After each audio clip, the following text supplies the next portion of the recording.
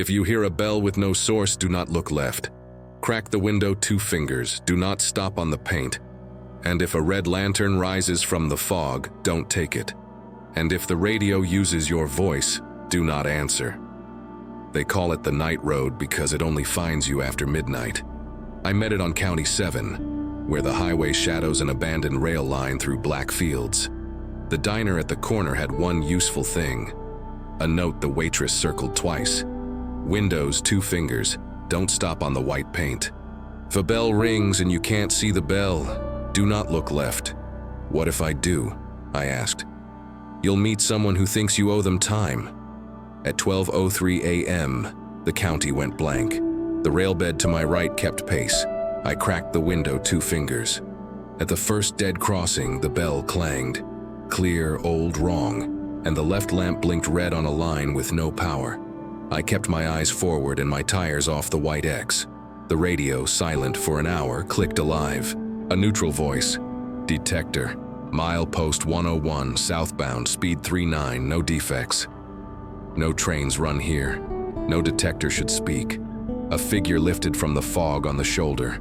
Thumb out, backpack on one strap, 19 at most. He slid into the passenger seat. The cold he carried didn't say please. You're out late, I said. Missed my stop, he answered, eyes on the tracks. Elm Street. We hit mile 39. The post flashed by with 2 diagonal scratches. The kid flinched. He rubbed black smudges from his fingertips. They didn't come off. I had a spike, he said. It was funny until it wasn't. The gates at Elm, dead since the 90s, were down tonight. Bars bright and wet, both lamps winking in legal rhythm. Don't stop, he whispered. If there's a train, it isn't a train. The horn arrived, thin, scraping. Far down the line, a headlight swelled and refused to sharpen. The radio repeated itself, calm as a machine. Do not stop at Elm Crossing. I slowed anyway. Halfway over the planks, the temperature dropped. The windshield fogged from the outside. Something huge moved through the space we occupied without touching us. We cleared the rail. The horn peeled away. The gates lifted. The left lamp failed. Thank you, the boy breathed. I think I get to go now. Station's up ahead, I lied. When I looked, the seat was empty. The indentation smoothed as if a hand withdrew. His backpack slumped to the mat. Inside lay a railroad spike, edges polished by hands that didn't quit when they should have. I didn't stop. The radio spoke in dispatch cadence. County 7, unknown vehicle stopped at Elm Crossing at 0012. Please advise. Driver not located. The night road stretched.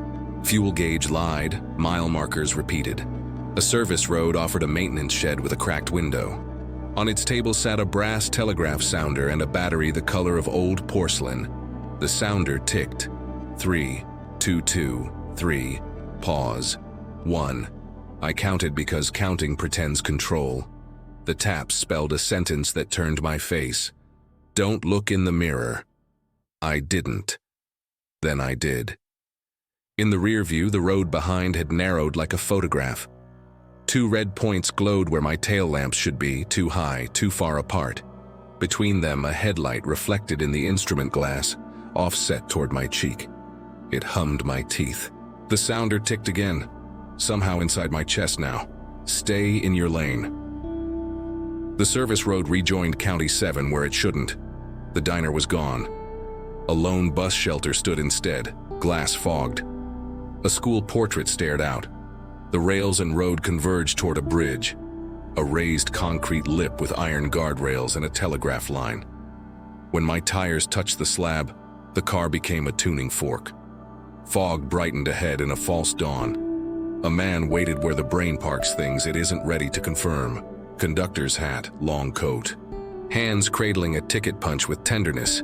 He hadn't come from anywhere. He'd chosen the wrong moment to be visible. Almost there, he said. His voice was schedule. Where? Home. He nodded toward a blue sign floating beyond the bridge, reflective, municipal. Home, next right. The telegraph clicked a last warning. Stay. The conductor smiled without malice. Exit's right there. What happens if I take it? You already know. This is how the night road gets you. It offers the reasonable option when your muscles remember terror. I took the ramp. It curved too long, trees standing like witnesses. A neighborhood slid into place, porch lights, my block with its wrong-colored glow. My house waited. Then I saw the flowers on the verge and the ribbon on the photo taped to the signpost. The photograph was me. The passenger seat sighed. The conductor was there again, hat brim shadowing where no shadow belonged. "You took the exit," he said. "Most do." He lifted a ticket punched into nonsense that still said everything. "Ride when you're ready." What now? You can try to live where nothing on this block will stop watching you, or you can drive. He glanced at the street. The night road runs on attention. It comes for those who listen to tires on frost and mistake the hum for wind. A boy with wet hair walked past my bumper, backpack on one strap, and paused to touch the flowers. He looked at my windshield, at me, as if this time he meant to ask for the ride he never got to finish. My hand started the engine. The blue sign hovered at the end of the block again like a secret authority. I followed. The wires sang. The mirror offered only my face and the hint of tail lamps behind. The radio spoke in a voice it had learned from me. "County 7, unknown vehicle approaching Elm Crossing. Please advise." I kept the window cracked 2 fingers. I watched the center line like a lifeline painted at great cost. Mile 39 with its 2 scratches slid by. The crossing with the one red eye kept its secret and let us pass. We reached the Iron Mile, the wash bridge, and the world thinned to a strip. From the fog, a lantern rose, red, cracked, held by a man in a yellow vest whose reflective tape glowed. He swung the circle slow, formal. "I can get you through," he said. The sentence had the weight of gravity. My hands knew how to take the lantern. I wrapped the seatbelt around the wheel instead. I leaned on the horn until it became a wound in the night. Behind me, a baritone answered. The invisible chain connecting us drew tight and, together, we slowed before the place where the asphalt had slumped and the ditch opened its mouth. 10 feet of nothing waited for any story that wanted a tidy end. The flagman set the lantern on my hood. Metal hissed. He bent and touched the door below the cracked window with a gloved thumb. "You made time," he said. "Don't spend it badly." He stepped backward into fog that decided not to be fog anymore and simply wasn't. The schedule shifted its weight and decided against it. The red lights ahead lifted. The chain slackened. We backed until a gravel apron the map had never shown agreed to become a turn.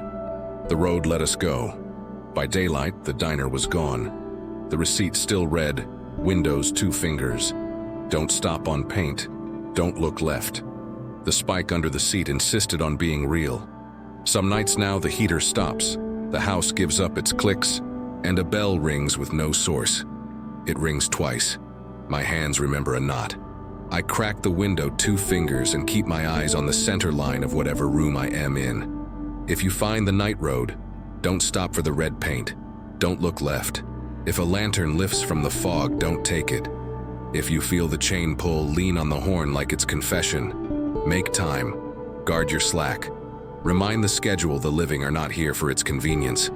And when you pass a figure on the shoulder with a red circle swinging and tape bright as stars, keep going. Someone paid for that minute. Don't spend it badly. If the bell rings for you tonight, comment your timestamp. Want part 2? Mile 101 detector?